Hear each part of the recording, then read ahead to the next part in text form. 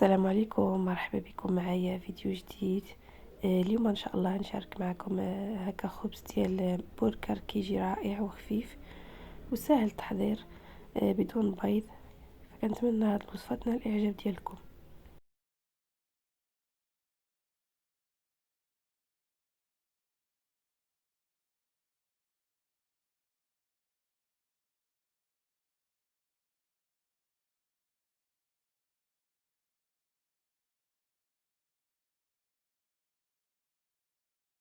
انا بالنسبه للمقادير عندي 4 الكيسان كبارين. عبرت بهذا الكاس هذا اللي عبرت به الزيت، عبرت به الطحين. 4 الكيسان ديال الطحين، ضفت شويه ديال خميره الخبز، ضفت 1 2 معالق ديال زيت المائده، ضفت شويه ديال معلقه ديال الخل، ضفت شويه ديال نص خماره ديال الحلوى، ضفت شويه ديال السكر وشويه ديال الملحه.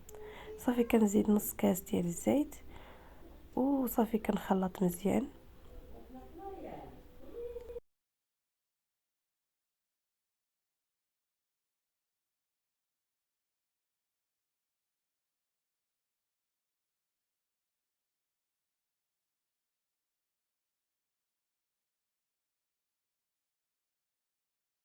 انا عندي كاس ونص ديال الحليب يكون دافي، وصافي كنجمع العجين. ما كيحتاج لا تعجن اي عجن مزيان، غير كيتجمع كيجي خفيف هذا العجين وكيجي رائع.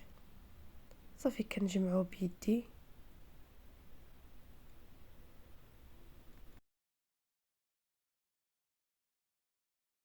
هنا بعد ما عجنتو هانتوما كيجي على هاد الشكل هذا، كيتلصق في اليدين، وغنخطيه غنخليه حتى يخمر. هنا بعد ما خمر لي كنعملو كويرات صغارين اولا كبارين اللي بغيتو. انا عملتهم شويه صغارين ودهنتهم عفوا غنخليهم يخمروا حتى يطلعوا مزيان.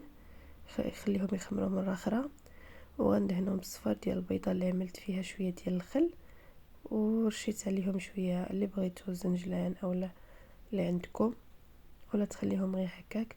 غندخلهم الفران يتحمروا عفوا يطيبوا. غنشعلهم من التحت حتى يطيب لي من التحت، نشعلهم من الفوق. هنا انا نسيتو شويه في الفران، تحمر لي كتر شويه، الحق جاو رائعين. غطيتهم هنايا صافي كيكونوا واجدين دغيا كيوجدوا، وتقدروا الحشوه تعملوها باش ما بغيتو.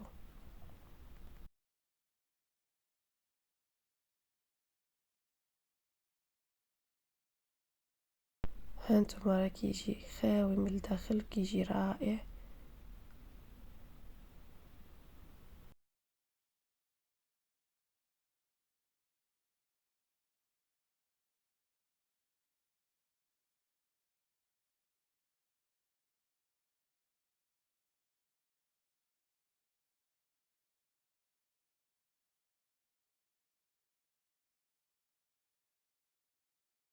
هنا قسمته معكم باش تشوفوا كيفاش جا من الداخل.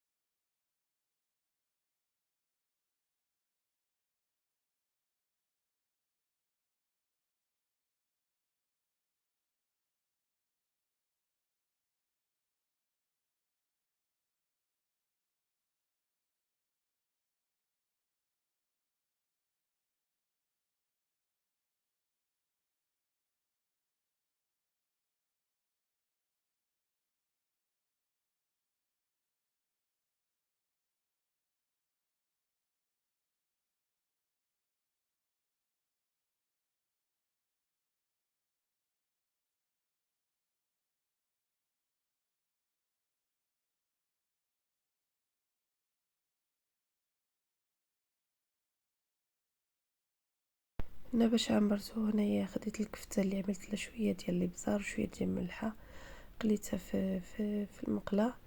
وصافي كديروا اللي بغيتو تعمروهم باش ما بغيتو اللي كيعجبكم وشاركتهم معكم. فكنتمنى هذا الفيديو ينال الاعجاب ديالكم، ولا عجبكم ما تنساوش تدعموني بلي لايك والاشتراك في القناه، وطبخ طاجين مع الأحباب والأصدقاء. نتلاقاو في وصفات أخرى إن شاء الله.